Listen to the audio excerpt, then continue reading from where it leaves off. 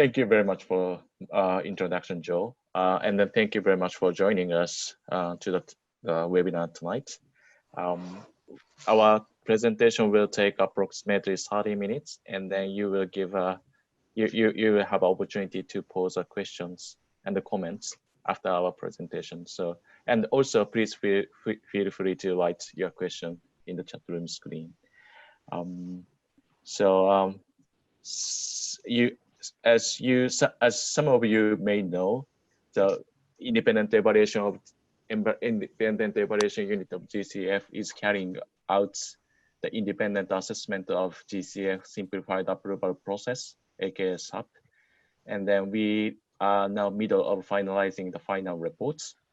And then this presentation will show you some of key findings from the evaluation, and then also emerging recommendations from the evaluation.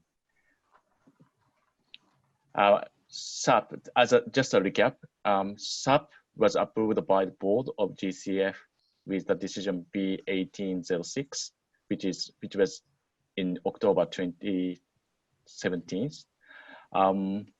The SAP is meant to develop to approve the small project which meet the minimum criteria. The project need to be ready for scaling up, and then project need to limit up to $10 million in terms of GCF contribution, and also the projects need to be ESS category C or IC, means ESS impact need to be minimum. Then board of GCF request IEU to conduct the independent assessment of the SAP, approved by decision B2406 in 2019. And then also this decision, board request IEU to conduct the independent assessment of SAP with the two phases. Phase one is focusing on an initial assessment of the secretariat review. In parallel, board requests the secretariat to GCF to conduct the quick self-assessment of SAP modality. Then the board, at the same time, board requests IEU to validate that the self-review by secretariat, and then IEU presented our initial findings, initial assessment of that secretariat review at the B25 in March this year, and you will find our assessment paper on the GCF board website. But after phase one, now we are in the middle of phase two.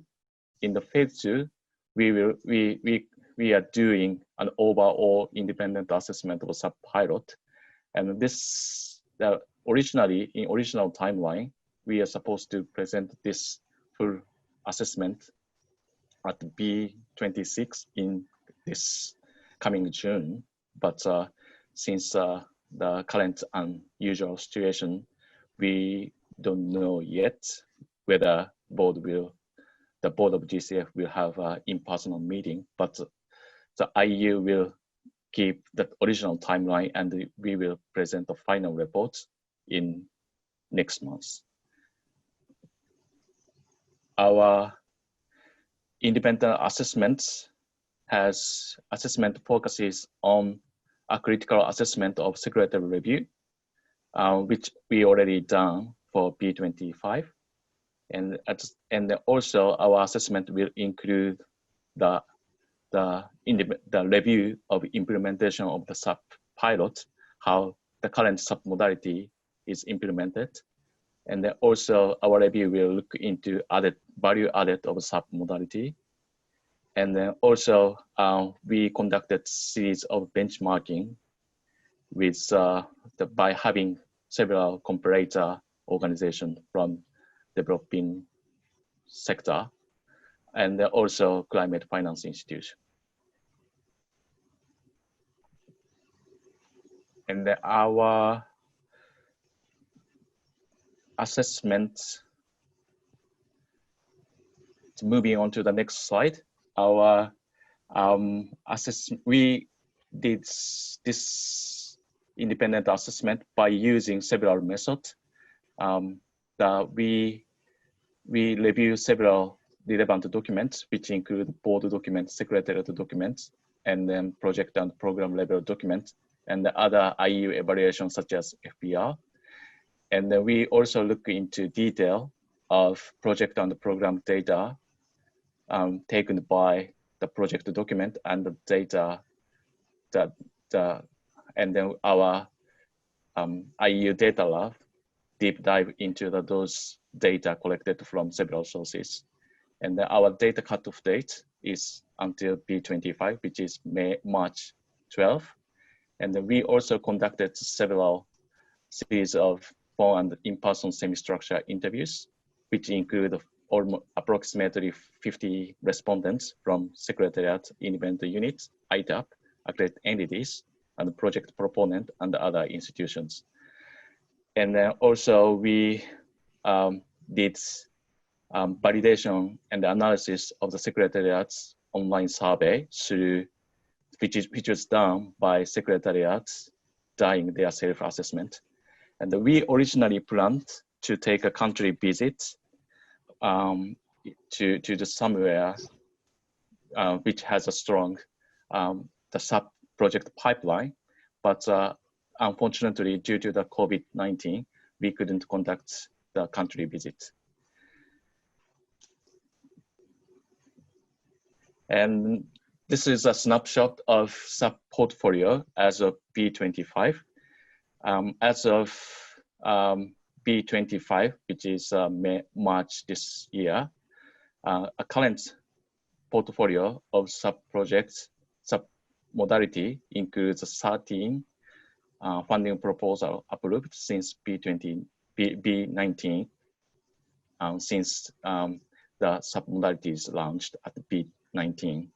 The total committed GCF contribution is currently reached 115 million US dollars, and the 5 projects were submitted from national direct access entities, which occupied 38% of the total approved projects, and 6 projects are macro, 7 are small, and the current portfolio is focused on public and adaptation. And the 10 projects are adaptation, only 1 is mitigation, 2 cross-cutting, and then only 2 projects are submitted from the private sector. All projects are funded with grants, and the 2 projects will also receive loans. In short, the type of project in terms of size, theme, focus, broadly reflect the overall GCF portfolio, mainly focusing on adaptation public sector and the grant as a modality, and the most projects are submitted from international accredited entities. And then when we look at the geographic balance, and in terms of priority countries, 6 projects are from LDCs, 6 from African state, only 2 are submitted from states. Then moving on to the current pipeline, which means the project under review or under discussion within the Secretariat. Our current pipeline includes 76 concept notes or funding proposal. This number takes 22% of entire GCF pipeline. As of B25, the GCF has 340 projects in the pipeline, active pipeline. Of these, 76 are for sub-project through the sub-modality. And then 39 concept note or funding proposal, which takes 51% are from national direct access entity, which meets the minimum requirements of sub-modality, which was assumed when sub-modality was launched. And when we look at the regional balances, African leading with 38 concept notes, 22 concept note of funding proposal are submitted from Asia and 12 from Latin America. And in terms of the sector, the pipeline still public and adaptation focus, but there is a tendency that the number of cross-cutting projects in the pipeline is increasing. And at this point, 42 projects are cross-cutting, 28 projects are adaptation, 6 is mitigation. And then there's another tendency that number for the public sector is slightly increasing. Out of 76 pipeline projects, 64 projects are from public sector, 12 are from private sector. And then moving on to the next section, implementation of SAP, how SAP implemented so far. So far, all approved projects comply with a 10 million threshold and the ESS requirements. But the definition of the third criteria, ready for scaling up, is unclear among the project proponent and was not applied consistently when Secretariat ITAP conducted a review. And then we found no project were excluded from SAP based on this criteria ready for scaling up.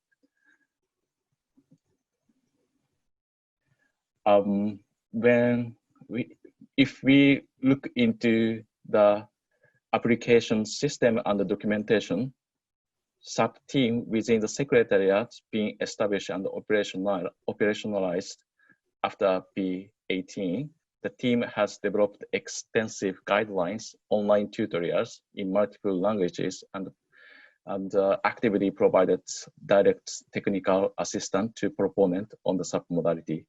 And then they created online submission system, which is very supportive to the project proponent.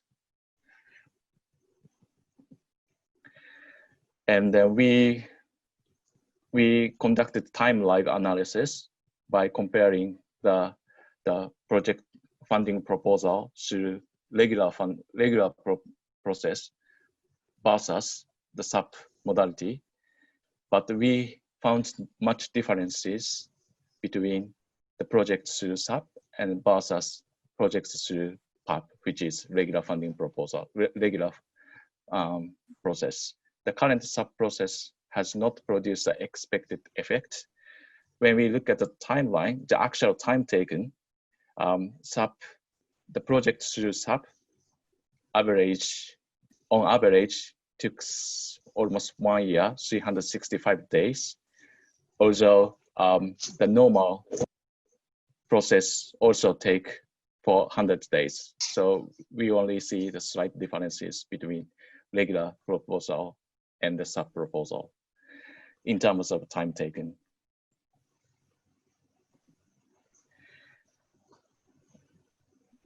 And in terms of accelerating the process efforts, SAP process do not improve the predictability of the project cycle.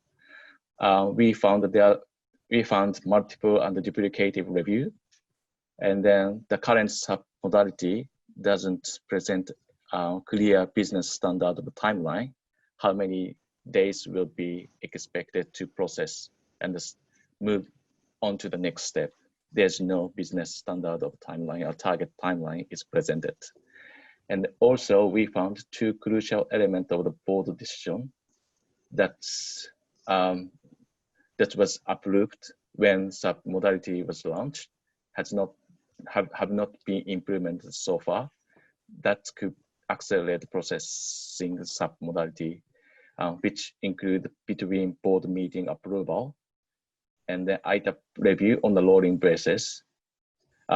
Actually, in original day, in all days, board request Secretariat to implement those two approval and review modality. But at this point to date, as of today, those two elements of accelerating process have not been implemented.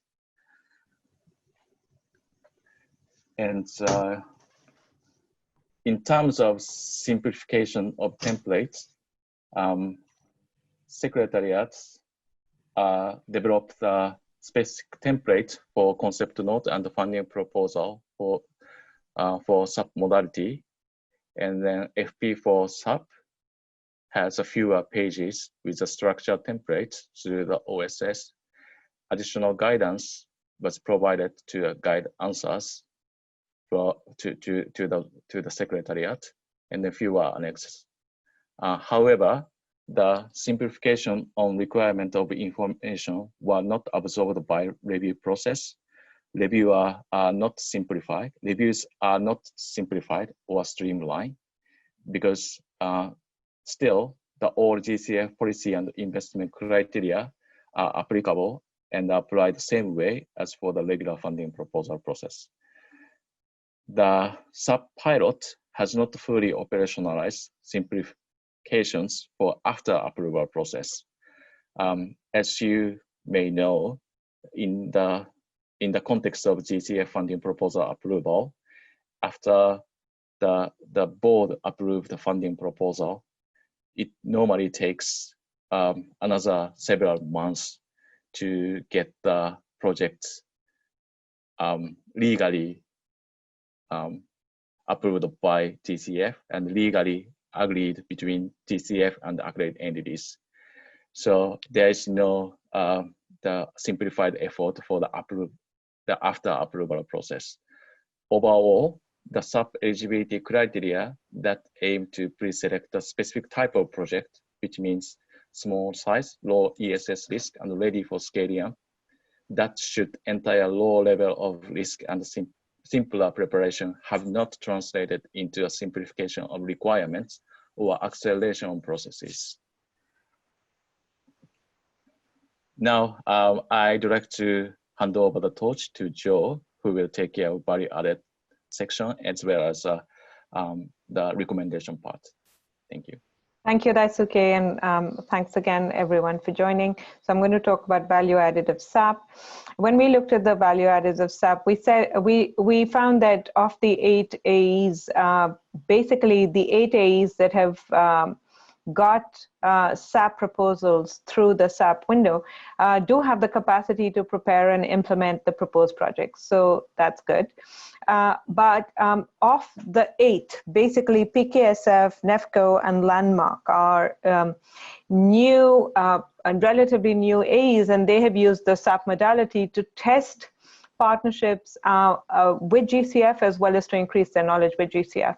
And so the SAP has worked to improve their own understanding of how GCF works. As Daisuke said, we also did in-depth examinations of the 13 SAP proposals that are now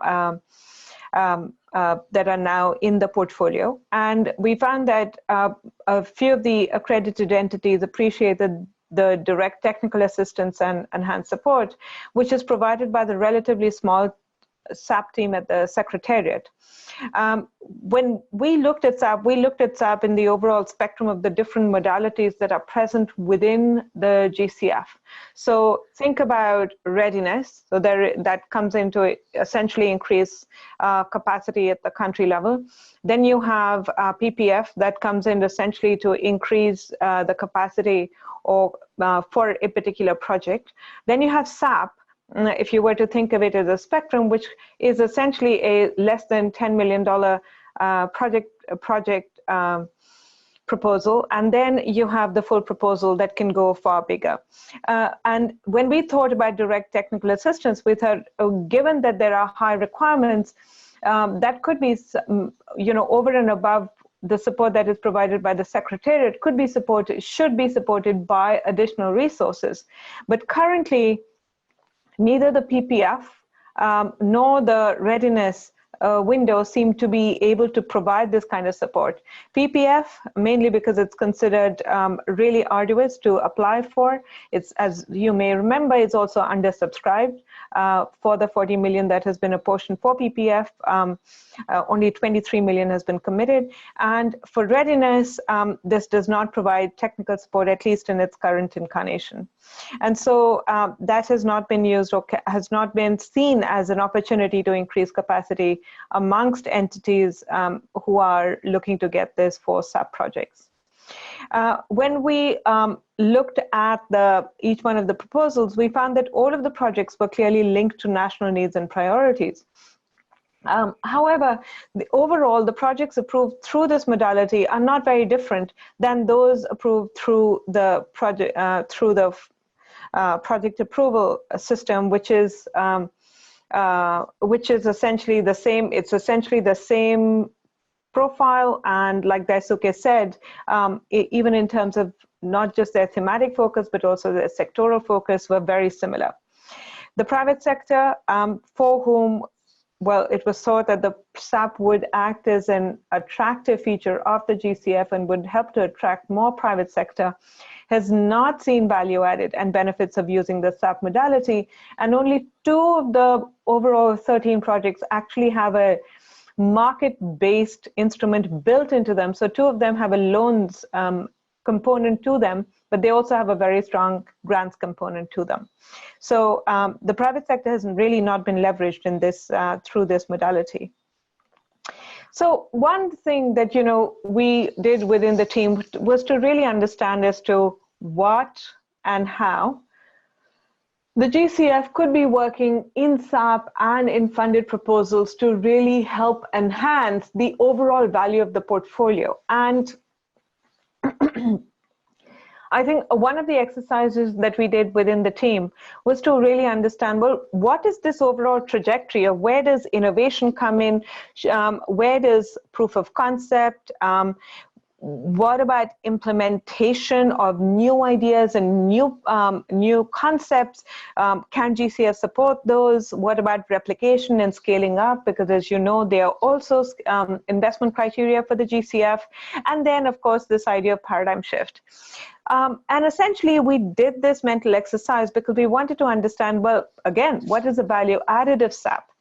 And given that the board has really underscored this idea that SAP as a modality should be thinking about projects that are ready to be scaled up, we looked at the literature, really, the development space literature over the past 30 to 40 years to really try and understand as to how they have connected this entire spectrum of ideas that can go from, pure research or applied research, but basically that applies to innovation. And then we built this overall schematic, which is quite stylized, but I think gave us a pretty good idea of where GCF was coming in with its overall modalities. So just to explain this diagram and then explaining as to how this relates to SAP, this idea is that at the beginning, so this is essentially, this axis is showing impact, but also risk of implementation. So as you go along, risk of implementation increases, but impact also increases. Here, the risk of idea, the riskiness of the idea failing essentially, increases as you go in this lower direction, and this horizontal axis is time. So what we're basically saying is that, look, at the beginning of time, there's innovation, which is essentially research or applied research, where you can really build innovative things that could be a response to climate change or could help to adapt to it. But these are essentially done in a laboratory setting or in a thought center. And from this, then you produce proof of concept, which is essentially to test whether the solution or the innovation that you're thinking about really applies to the problem that you're trying to build it for. And so this is also tested in a laboratory and or in a controlled setting. But this is essentially what is called the efficacy of the design. And then the third stage is essentially the trying out as to whether this works on the ground or not. So this is an implementation pilot. So think about efficient cook stoves, whether they work or not in the laboratory to reduce the overall indoor air pollution. But then also the implementation pilot is essentially how do they work out in the field with actual real households, right? So that's the pilot. But once you have evidence from there, then you essentially do other pilots in different contexts to then understand whether you have good evidence of these working and how the innovation itself should be tweaked so that you can customize it to different ideas. And then you have this idea of scaling up and replication. So presuming that in this stage, you have built up good evidence of these innovations working and also tweaking them so that they're customized to the context as well as to the specific problem that are local.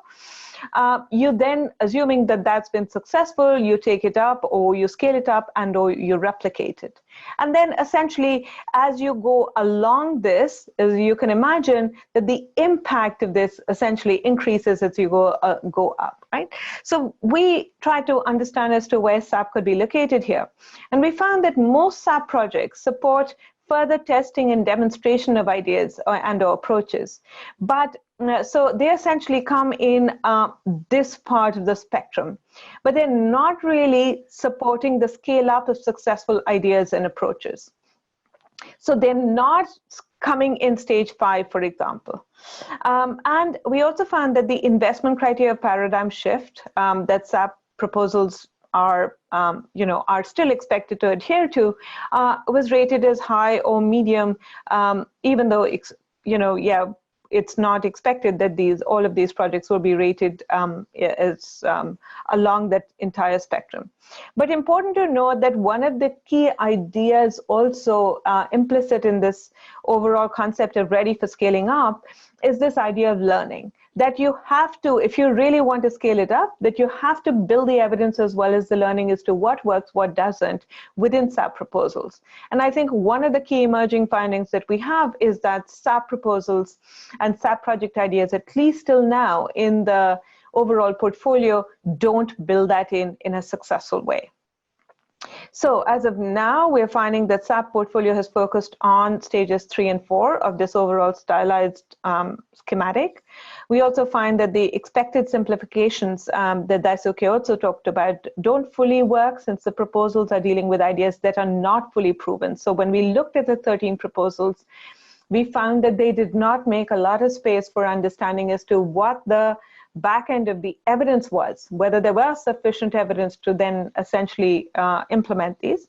But on the forward side, they weren't building themselves up for understanding whether these programs could be scaled up or not, because they paid very little or scarce attention to scaling up. Okay, then very quickly, we also benchmarked the SAP against 13 other comparator organizations. And I'll do this very quickly, the slide very quickly.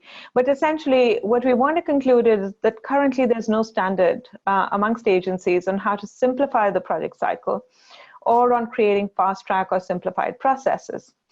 So although on one side this might be a disadvantage in that we have very little to fall back upon, on the other side it could represent an opportunity for the GCF as well, because it's essentially a clean slate. The GCF can essentially develop processing modalities that can take advantage of a lot of things that have been experimented with by a lot of institutions, amongst which are delegated authority to the head of the agency, conduct lighter due diligence, target times, establishing target times for project cycles, and relying on processes that are established by others.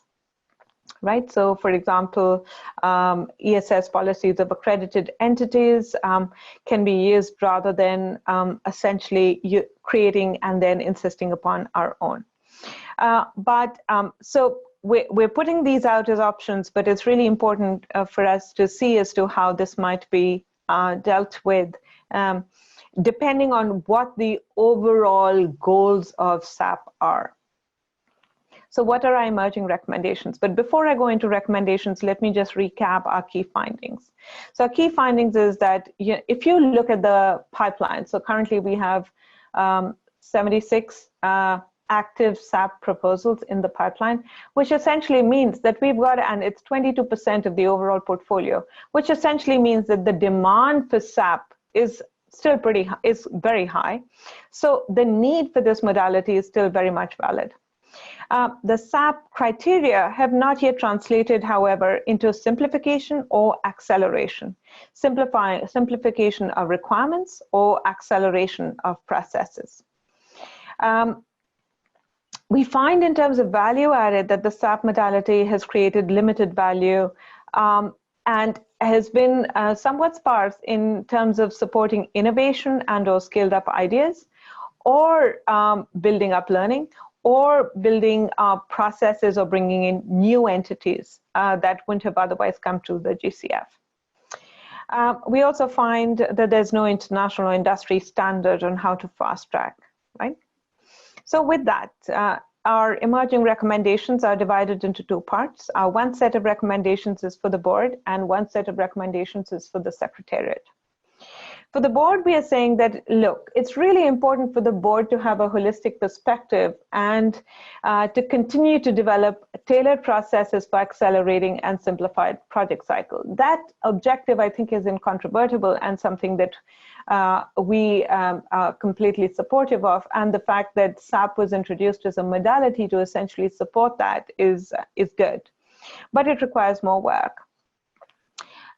So given that the overall objective of SAP is simplification and acceleration, what we're finding is that the devil is in the details. Currently, SAP, the review process for SAP is really the same as it is for full projects. And that's an impossible task, to have the same investment criteria and to have the same review process while asking for SAP to be accelerated and simplified is just an impossible task. And that needs to change radically. So that's one of our first recommendations, that you have to change the review criteria and processes for SAP.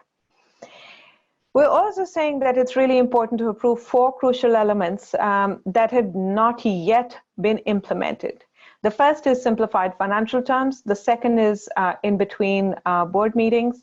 The third is ITAP reviewing SAP and doing it on a rolling basis and not just waiting for every board meeting.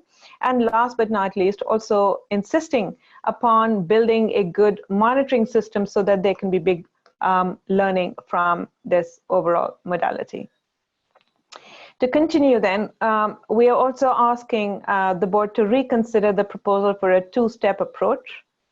We are also saying that it might be useful for the board to consider in-between decision-making procedures, to then think of the SAP explicitly within these, and to think about delegated authority to the executive director for approving SAP type of projects. This in itself is not unprecedented, given that the GCF, well, of course, other agencies have experience with this, but the GCF itself has precedence for this. If you look at the project preparation facility or the PPF, and if you look at the RPSP, decision-making authority has been delegated to the executive director, and it's not such a far cry to then to delegate this authority for SAP to the ED as well. For the secretariat, we're essentially saying that, look, if you really want to simplify the overall requirements, you have to also simplify the documentation requirements for, especially if you consider that, you know, the SAP could be and should be one of the key modalities that is used by SIDS and by LDCs. And ironically, it was first an idea that germinated by the SIDS representatives on the board and the SIDS constituency, essentially. But given their smaller capacities to deal with some of the onerous requirements of the GCF. But it, you know, very rightly then expanded in its overall purview to include all countries and all accredited entities. But this has not occurred in that it is not really light in terms of the burdens that it imposes. We're also saying that there needs to be better clarity of guidance. I beg your pardon, there needs to be clarity of guidance with consistent applications across the Secretariat and ITAP. And there needs to be better definition of key GCF concepts such as climate rationale, which is not just providing an overarching paper, but to really write down a protocol or a checklist of what these mean and how to consistently measure them, and how reviewers might look at it, might look at these criteria while looking at projects. We continue to say that for acceleration, it's really important for the GCF Secretariat to develop and enforce transparent and predictable business standards for every step of the process. We're suggesting that the Secretariat consolidate the review process for concept notes and the full proposal for SAP, that there be a capacity development program, which can help to enhance and bring about fast approval, that especially is focused on direct access entities. And we're also saying that there needs to be clarity on the eligibility criteria, as well as processes for simplification and acceleration, so that SAP is more predictable and transparent.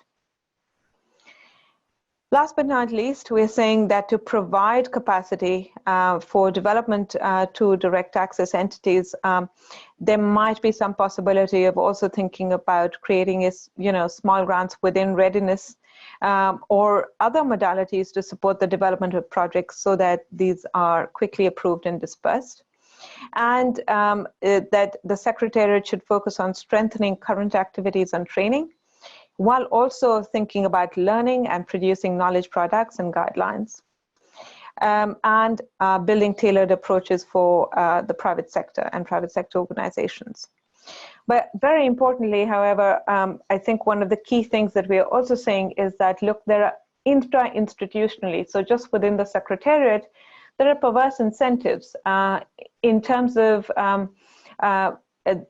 because of the size of SAP. So if a task manager in the Secretariat was tasked with getting $50 million essentially approved for one board meeting as a KPI that he or she has to achieve, it's much more efficient for a task manager to look at one proposal, which is an FP, which is for 50 million, rather than 5 SAP proposals for 10 million each, because they just require the same amount of work. Each SAP proposal requires the same amount of work as any full proposal. And that creates perverse incentives. And so it's really important for the Secretariat to think about these incentives that exist within the organization to ensure that these are not, that SAP is not disadvantaged. And then last but not least, we're also saying that there should be an analysis in the private sector processes and how they match or not the GCF's own processes, and so that SAP may be brought much more in line, if that is the intended objective of SAP, with those of the private sector. Thank you.